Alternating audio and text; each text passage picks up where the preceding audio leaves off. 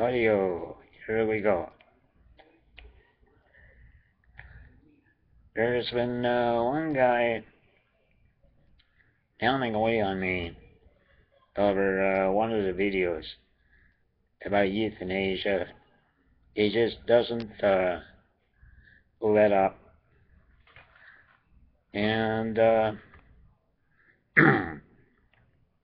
this guy doesn't really seem to want to be confused by any facts. So anyway, euthanasia is euthanasia. And there were things came up that I never really thought about before, and maybe I did, but it never really went too far out of my way to really push it. It all it all started out when I first learned that Prince Philip and Nelson Mandela were fighting for their lives at the same time in ICUs. And I was thinking, oh, they wouldn't dare, the euthanasia movement would not dare go after either of those guys because of their high-profile name and status. But in July, when it was coming up to Nelson Mandela's birthday, I started paying attention to little things about euthanasia, trying to push the Mandela family and the hospital to push them out, put an end to them, terminate them. Too old. He didn't say it in those words, but you know, the ideas are there, and the body language speaks a lot more than vocabulary words. And I really appreciate the fact that South Africa has not been totally poisoned yet by these European elite eugenics masters who try to work their way into becoming a famous tune that people hear about over and over again. And they try to break down the walls of resistance in every country they fight their tune in. And if they take enough years, they seem to be have gotten their way with the younger generation because the children start growing up, learning all this stuff in school and at home and on the news. Their parents watch the news, and instead of children being free to grow up and have fun, this subtle propaganda just in the back of their minds. Anytime they hear something about euthanasia, the right to die. So I can see what strategy has been in Canada for the last 20 years, more than 20 years now. And once people are addicted to this idea that there's something called a right to die movement, they're very persuasive at getting more of their music across the airwaves and into all the forums. newspapers, magazines, movies, documentaries, etc. And on the comments forum at South Africa newspapers, I posted a few comments, and somebody kind of, while he was carrying on there a couple of weeks ago or so, I started really thinking it over about a right to die. And something I read by Alex Schadenberg kind of really showed me something about the legal right to die. And that's what they're wanting. All these people, all these laws are about legalizing the right to die. One country after another. And now they're going by states and provinces. Because everywhere that it's been gone through the legislative process, the governments fully understand, hey, this is dangerous stuff. Because they have to go through all the information which people in the public forum are not getting enough of. And then there's enough people out there to discredit what the rest of us have to say, because these right to die dictators have so much clout and monopolize the media, the mainstream media. So it gets down to life support. I got in a tangle with somebody on a newspaper site comment sections about life support. So I finally fired away about life support.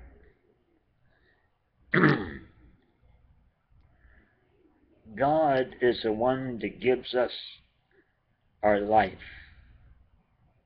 God the Creator. And I get tangled up with people who kind of trying to educate me there is no God. God doesn't exist. He's out of the picture. Well, he's out of the picture for them. However, it's mostly those God deniers, God bashers, who live the most miserable lives, wanting to get laws passed to have each other killed off if they want. In fact, a fair number of them have pulled out of killing each other off mode and checked in for palliative care, just to be made comfortable until they died naturally.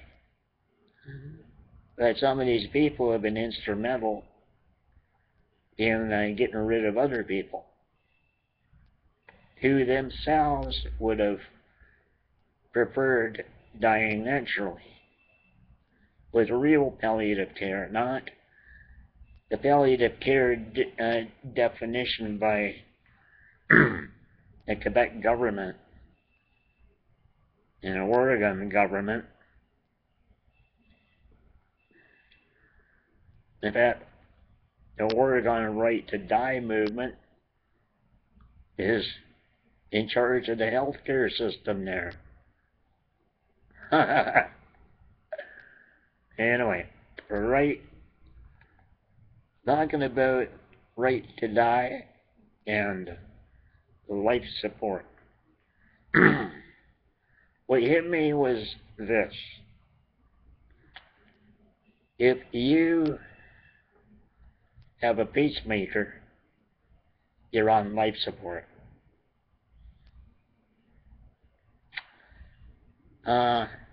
Transhumanism. There are people who didn't care about the population of the world with new technology and transhumanism. They want it for themselves because they want to replace every organ in their bodies, the computer electronics and prosthetics, and preserve their brain, upload their brain, have it reprogrammed and downloaded, however way they choose to. this kind of science is going on because they're scared to die. Yet they want to dictate these, have the duty to die. The movement wants the rest of us to die. In fact, they're wanting to put a stop to people dying of old age. Everybody's supposed to wear a guilt complex for being too old when there's poverty around the world and there's not enough to go around. Meanwhile, it's not the people who need the medical system who are the problem of poverty around the world. It is the people who preach the great sermons about it, who want to deliberately keep the third world in poverty for their benefit, for them to exploit Africa and India, North Korea, and other parts of the world, so they can control those people. And that those people will never become equal to the white supremacists and the white Zionists, that they will always be underdogs.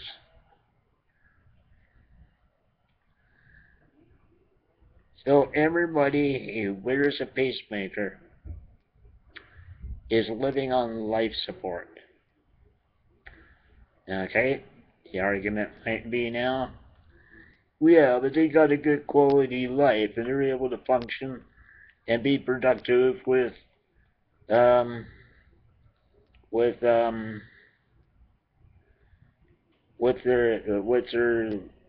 life support pacemaker. But quality of life should not be allowed to enter into the equation.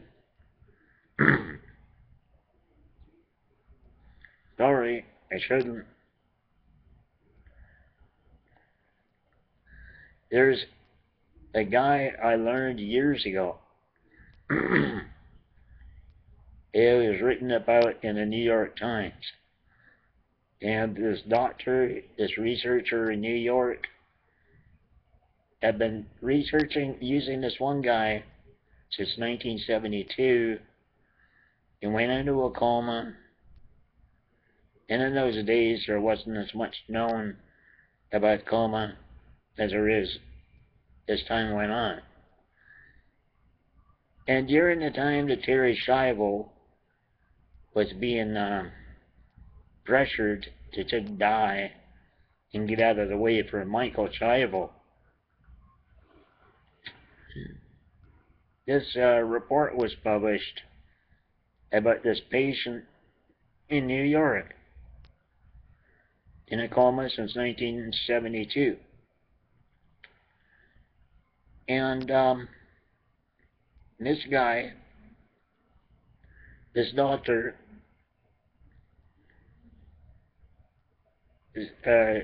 discovered that in the cerebral cortex,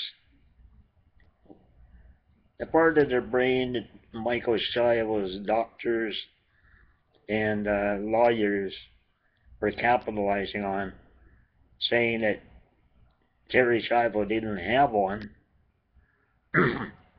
It was all filled up with water or fluids.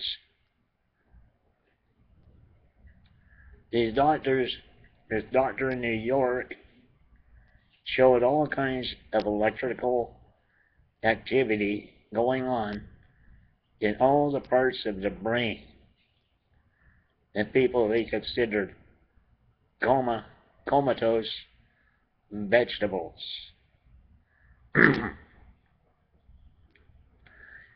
Now, you talk about life support.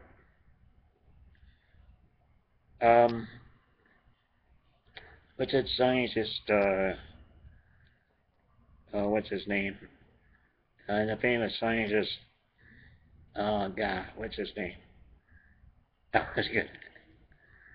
The guy who has ALS, he's a physicist.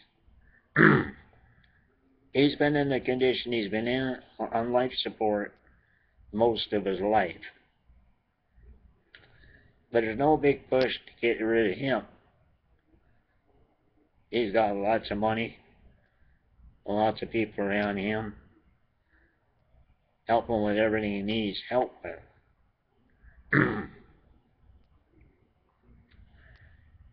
But I get life support.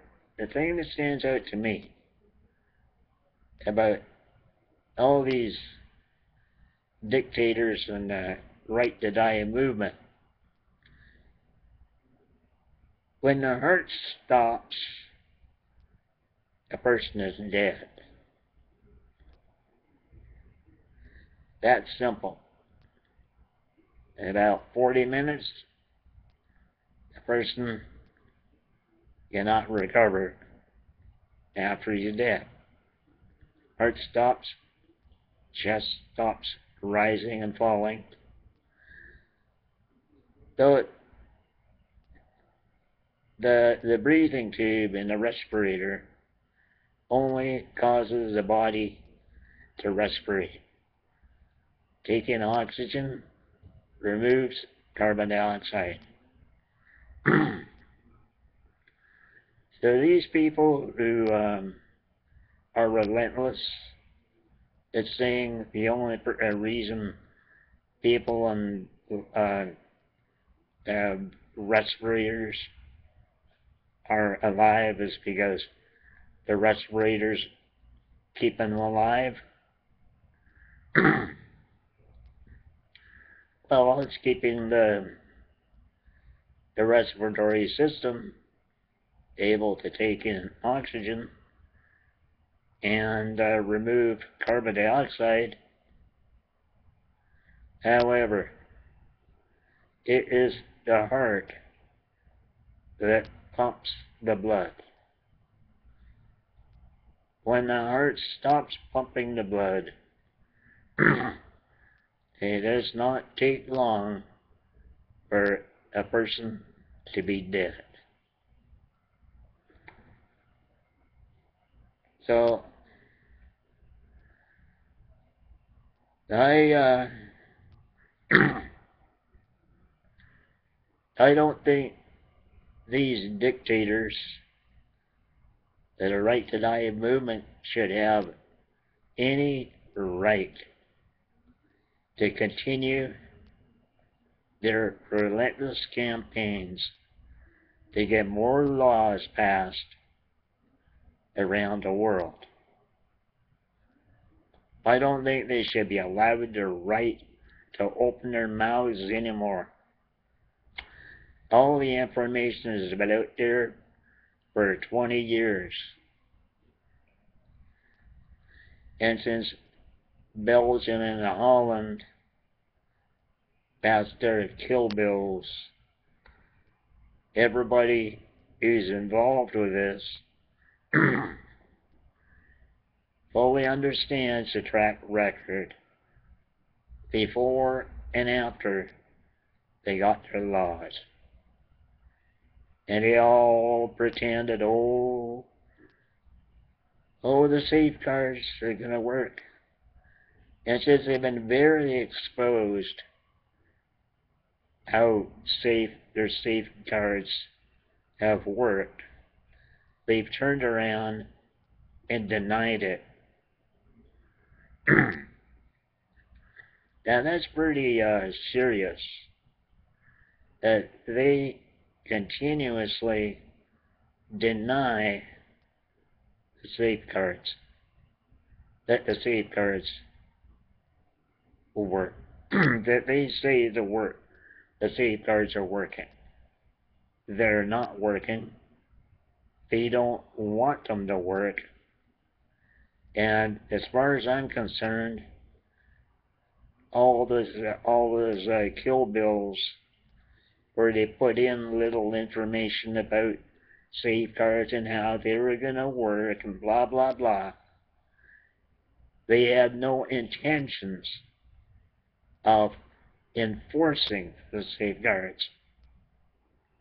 They're just a bunch of script writers and people who believe that there is any sincerity in these people are wrong.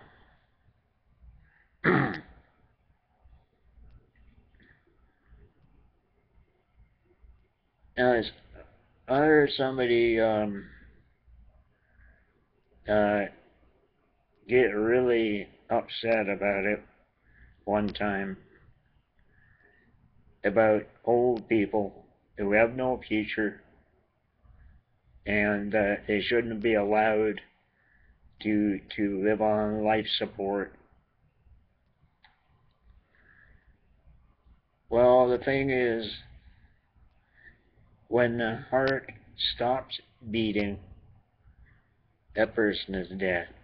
But that respirator is not making the heart beat any more than a pacemaker is making the heart beat.